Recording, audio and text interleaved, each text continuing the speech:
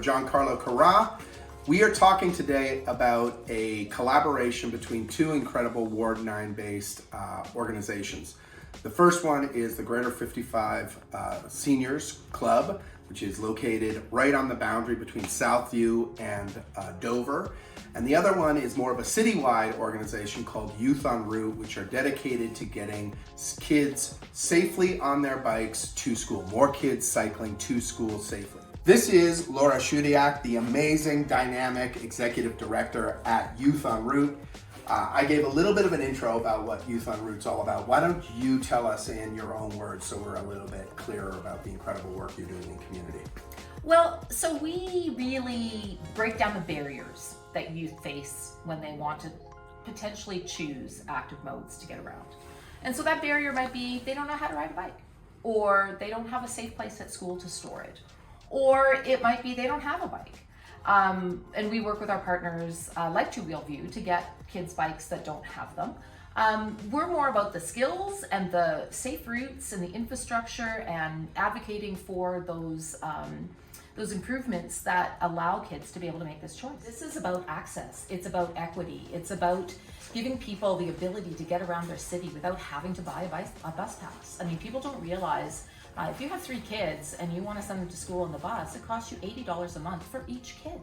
That's prohibitive for many families in our city. And the alternative is 2 wheels, your own power. And in many cases, we're able to tell kids it's actually faster, it's more direct, it's convenient, and they get the beautiful benefits of, smelling the roses and being healthy.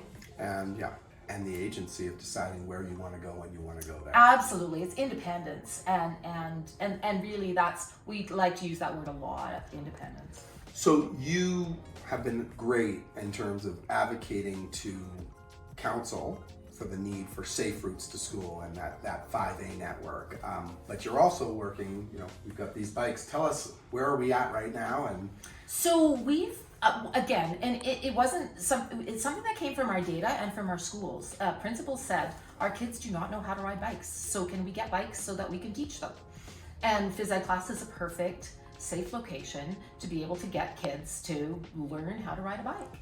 And so we've now delivered bike fleets to 6 Calgary schools, working on more, and they're being used as part of phys ed class, outdoor education class, with English language learners so that they can go out and experience their community and pick up new vocabulary from the seat of a bike.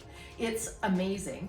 And then the adaptive bikes that we have, we found out when we were getting fleets to schools that special ed classes didn't have bikes. And for these students with multiple complex learning needs, a bicycle is not just, transportation or fun. It is, physical therapy, it's emotional therapy, it's so vital to their learning. And so we've been able to deliver 20 tricycles to 7 different high schools.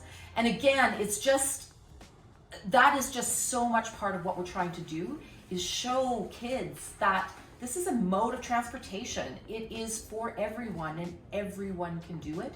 And having those bikes at schools make all the difference in the world. We have these partnerships because we're all about leveraging as much as we can. If literally I was going to try and buy bikes, I couldn't do it. Partnership with the Greater Forest Lawn Senior Center means that we've been able to deliver over 300 bikes in the last year. All of these bike fleets that arrive at school, most of them have come through this very shop here. They've been bikes that have been donated or we've salvaged from the dump.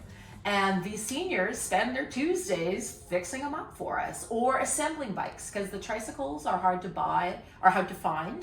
So we've been buying those new, but we save a pile of money when we don't have to buy them assembled.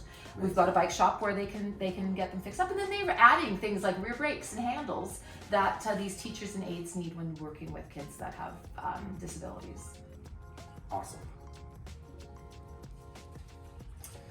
I'm here now with Merv, who's one of the amazing volunteers from the Greater Forest Lawn 55 Plus Club, and we are in what I understand is the bike shed. What is the bike shed? Where did it come from, Merv? Tell us about your contribution to this incredible Youth en Route movement. Well, it started probably about 4 years ago. I was helping a friend, Gina Eden, who is a bike lady. She's a nurse, but she was giving out bikes to Syrian refugees. And some of my students were Syrian refugees, so they told me about this woman. So I started helping her from her home.